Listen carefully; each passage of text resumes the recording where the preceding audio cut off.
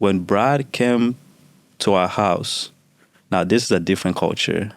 We had language barrier. We did not know how to communicate. But one thing that I tell people is language is not what defines us. The love that we share, it's what unites us. The love that we saw through Brad, it's what made us feel like we belong here. Welcome to the You've Heard It Said podcast. I'm Jason. And I'm Allie. Allie, I have a hypothetical question for you. I do not like those words. So you're at a party and you don't know anyone. Oh, God. Except for the host.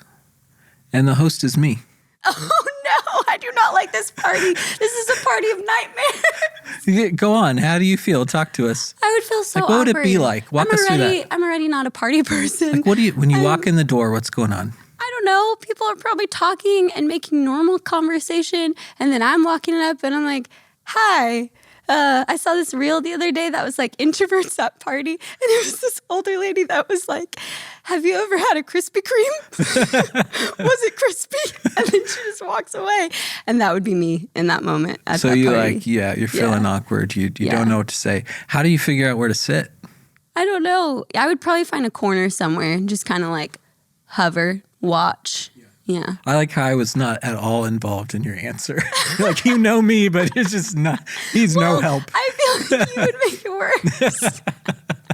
Okay. Not intentionally. All right. So this is a real thing. I mean, it's a hypothetical question for you, but there are people in our communities who are experiencing this, but on an actually serious scale. And it's the people who are refugees and immigrants. So they're coming in to our, situations, to our everyday, and the way that they might get groceries is different. The way that they might drive, or where they sit in a car, or the way that they might fill out forms, or obviously the languages, the people are different. The culture, the customs, so many things are different. And often they don't know someone. They don't even have someone as helpful as me. And this is what we're going to be talking about on today's podcast. Yeah, and we're going to talk with Eric Muhizi from the Spero Project, and then Augustine from our life group is going to talk with Krissa Jenkins, who volunteers there, and we'll learn all about how to love immigrants and refugees in our communities. Eric, thank you so much for joining me on the podcast today. I'm really excited that you're here and to learn more about you and your story. Of course. Thank you guys for inviting me. Yeah, well, I know that this is a topic that is incredibly personal to you and your own personal experience. I was wondering if you could tell me a little bit about your story and how you ended up here in the United States. Sure. My name is Eric Muhizi. I am a believer. I come from a big family, 7 siblings and 2 phenomenal parents. Rest in peace to the Queen. I am originally from Congo, a small city called Katanga in the southeastern side of Congo. I left my country when I was 3 years old due to war, violence, basically a life that gave me no choice. Migrated from that small village into the capital city of Congo, try to find safety, find a place where we can call home. But when we arrived, things wasn't the way we expected it to be, which made us flew from there into Burundi in a refugee camp. We stayed in a refugee camp for 4 years. So I was forced to grow up at a young age. My parents decided to flee to Uganda. Now, Uganda is a whole different country, different language, different culture. Coming from a wealthy family, back in a small village where we had everything, all the meeting in the village took place in our home. I remember sitting down, me and my father, and having a conversation like father and son, and I asked him, how do you do this? How do you manage to keep 7 kids? And he said, when you have hope and believe, everything is possible. On that day, he said, son, look in the sky and tell me what you see. And I tilted my head and I looked in the sky and I said, all I saw was an airplane. And he said, one day you'll sit in that plane and one day you'll be in the United States. That process took about 4 years. Oh, wow. 4 years. But when they called us and they said, you guys are accepted to be in the United States, and gave us the refugee status to come to the United States, we felt so relief. Yeah. And we felt like God has answered our prayer. So I arrived here in Oklahoma back in 2008, September 17th. A week later, I met Brad and Kim and other few friends. And when Brad came to our house, now this is a different culture. We had language barrier. We did not know how to communicate. But one thing that I tell people is language is not what defines us. The love that we share, it's what unites us. We saw the love that we saw through Brad. It's what made us feel like we belong here. Oh my gosh. Okay, so Brad and Kim are the founders of the Spero Project. Right. So they came, they met you and your family, but the Spero Project wasn't really what it is today at that point in time. Right. So what changed, or what did that relationship look like from when you first moved here to then when you graduated college and started working or serving with the Spero Project in a more formal setting, I guess? It was hard to adjust, especially not speaking the language. But like I said, having those friends, they made you feel belonged. And when Brad and Kim came over to our house, we created the friendship first. And then after that, it went into relationship and to the people that we can depend on. And one day he came and said, hey, I want to start an organization named Spero. And my question was, what does Spero mean? And he said it's a symbol of hope. From there, I was like, this is where I belong. Yeah. I became part of Spero since then. They took me under their wings. They're part of our family. Yeah, that's fantastic. I love that. So I'm curious, from your own personal experience and then just working with the Spero Project, what are some of the challenges or barriers that immigrants and refugees experience here in Oklahoma City, but then just from a nationwide perspective as well? Great question. Those people experience or witness violent persecution, war, and that can affect them in the long term, mentally and physically. A lot of things that they deal with is language barrier, raising kids and education system, healthcare and service, transportation. But since we're here as an organization, we make sure that they don't have to go through what I went through.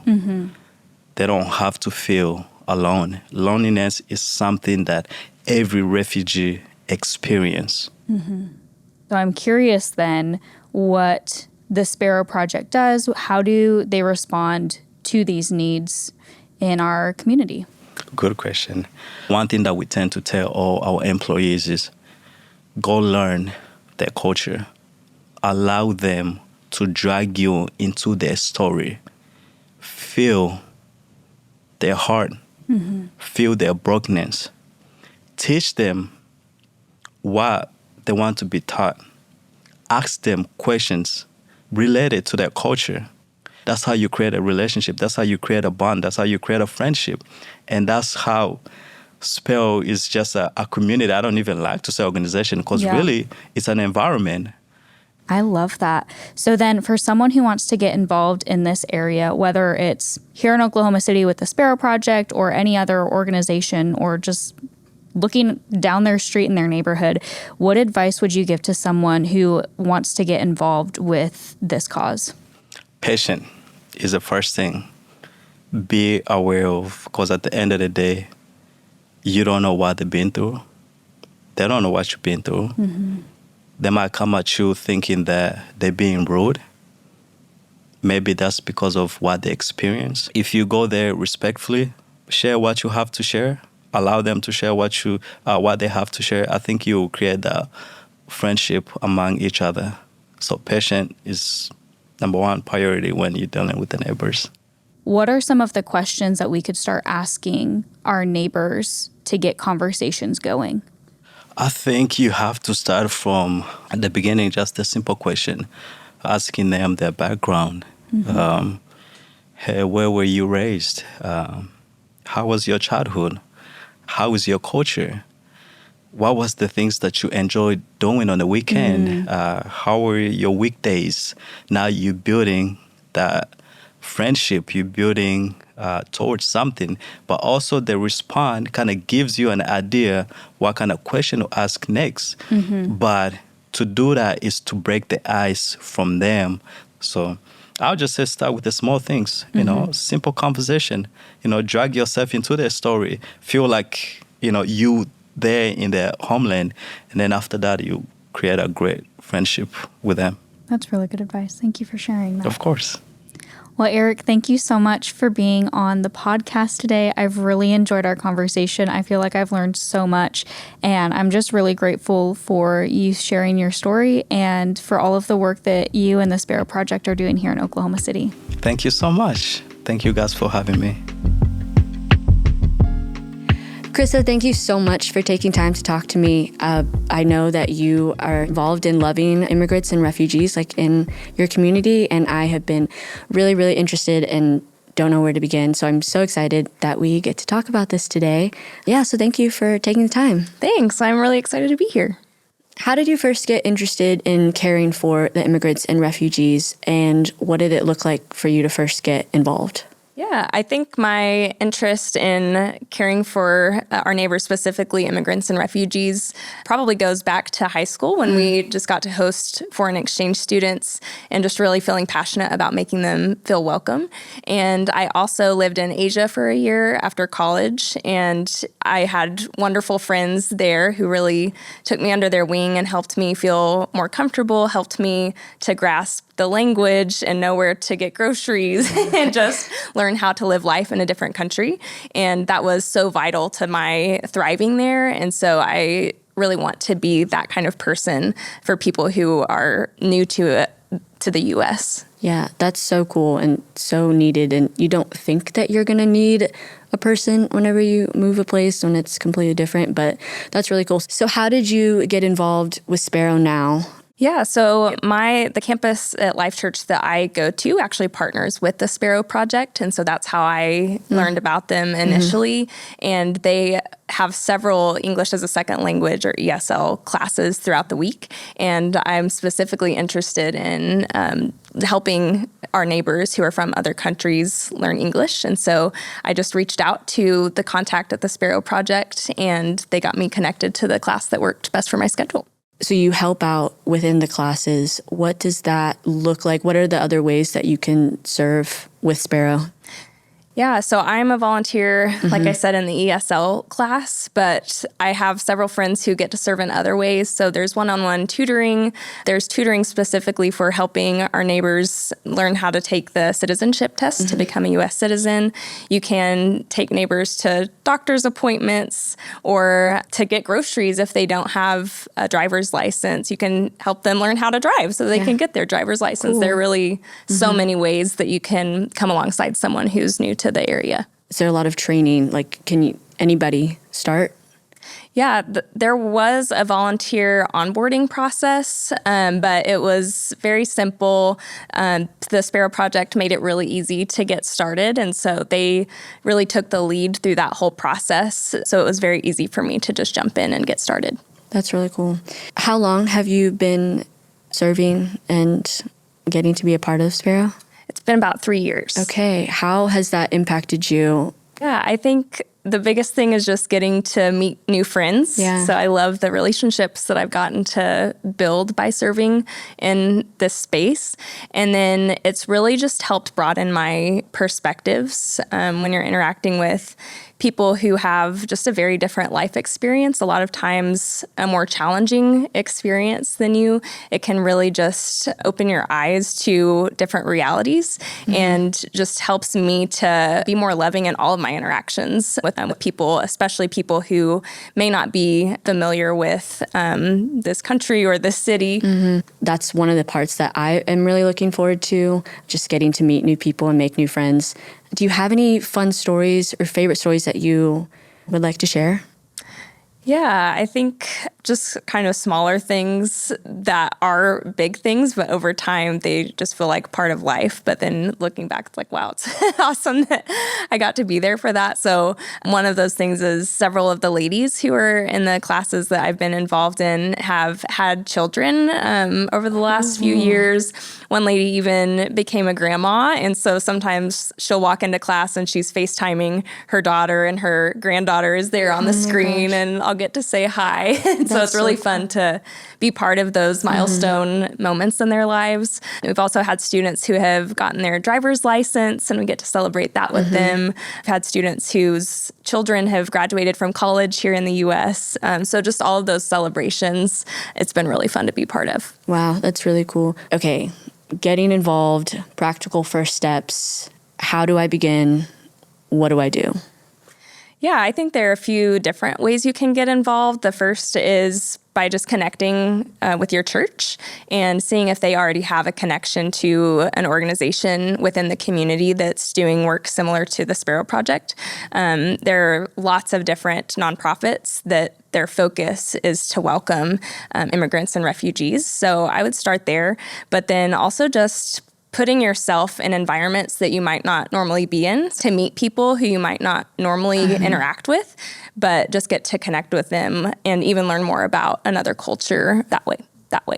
Yeah, that's really cool. Do you have any advice for just starting out? The first thing I would say is just go for it. There are so many ways to be involved, and it might feel intimidating at first, especially if you don't speak the same language, but it's so worth it. So just step in there, get involved, and then don't assume that you know all the answers.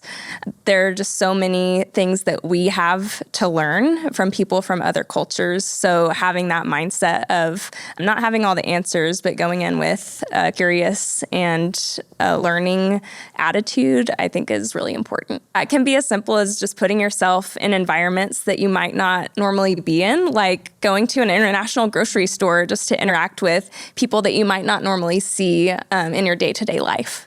I love going to international grocery stores. I love taking my friends to like the Asian grocery store. And it's so fun because, yeah, you do meet a lot of different types of people. And my personal favorite question to ask is I don't know how to pick fruit and the proper ways to do that. And so I just will ask whoever, and then you never know what kind of conversations you might have and the people you might meet. Do you have any advice for just getting started? Is there anything that we should be aware of, that we should not do, or that we should really lean into when serving, loving? I think the first thing is just go for it. If this is on your heart, it's such an easy way to care for our neighbors. So again, reach out to your church, find out what they're already doing, and say that you want to get involved, and they'll help you get connected. And then just having the mindset and the posture of a learner and not assuming that you have all the answers is really important. And then not taking yourself too seriously, because there are so many just funny moments that happen when you have a language barrier, but those are some of the times that really connect you the best, when you just get to laugh together because you may not know what each other is talking about. Yeah. What kind of things should we avoid? I think it's important to not assume that we have all of the answers.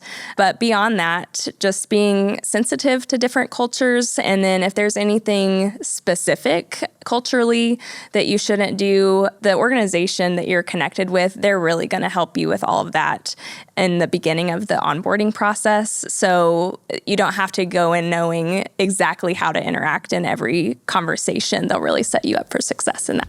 Cool. Yay. Thank you so much. This has been really great. I feel really equipped. And yeah, thank you. Yeah, thanks, Augustine. Augustine, welcome to the podcast. Thank you. I know you've been in the life group, and then you got to talk with Krissa. So talk to us a little bit about what you learned from Krissa. Yeah, it was super fun. The biggest thing that I kept thinking about as she was talking was just how we already have the tools to make such a big impact. We've all been to a grocery store. We all have skills that we can use to help other people. And I know that would have made a really big impact in just being a friend to the neighbors that are moving into our country. I know that would have helped my mom a lot whenever she was moving to the States. Tell us about that. Yeah, so she moved to the States when she was 12 years old. And so she was quickly enrolled into a middle school where they didn't have an ESL program, and having no idea about English at all or how to speak it, she was the subject of a lot of teasing as a kid. Middle school. Yeah, I mean, the age of adolescence. And she had a Cambodian name, and all of her family did. And the pronunciation was totally fine, but the way that it was spelled was just great joke material. Middle schoolers are so mean. They really are. They really are. So she just wished that she had a friend or somebody to help her respell the name so that way she could keep her name. The rest of her family got to keep their name, and so she picked an American name. And so just small things like that really just make a huge impact for the rest of their lives. Yeah. I think the way that we treat, people who are new, people who might feel like strangers, is just all throughout the Bible. And one of the verses I was just reading earlier, it's in Hebrews. I'll read it for us here. It's Hebrews 13, 1-2. And it says, keep on loving each other. So, by the way, I like how it just says keep on. Like, it's assuming we're already doing it, So keep on loving each other as brothers and sisters. So not as someone you're just going to be mean to and tease, but as someone who you love. Don't forget to show hospitality to strangers. For some who have done this have entertained angels without realizing it. I mean, that's a good reason. It's pretty compelling. So it's just one verse, but I think this theme is all throughout the Bible. Oh, it's all throughout. But even right now, my son's memory verse is Romans 12:13, which is all about being ready to share with God's people who are in need and being eager to show hospitality. And that hospitality of not just like, hi, you're here, but like, no, you're here. I'm so glad and I'm welcoming you. So this week, as you're in your life groups, be thinking about this question. What are practical ways you can love immigrants and refugees in your community? Yeah. And if you're wanting to go even deeper with hospitality, you can go ahead and listen to an episode we did last season, and it's called Why Hospitality is a Spiritual Practice. In our next video, we are going to talk about how we can support people who are currently involved in our prison system in some way. Click here to check it out.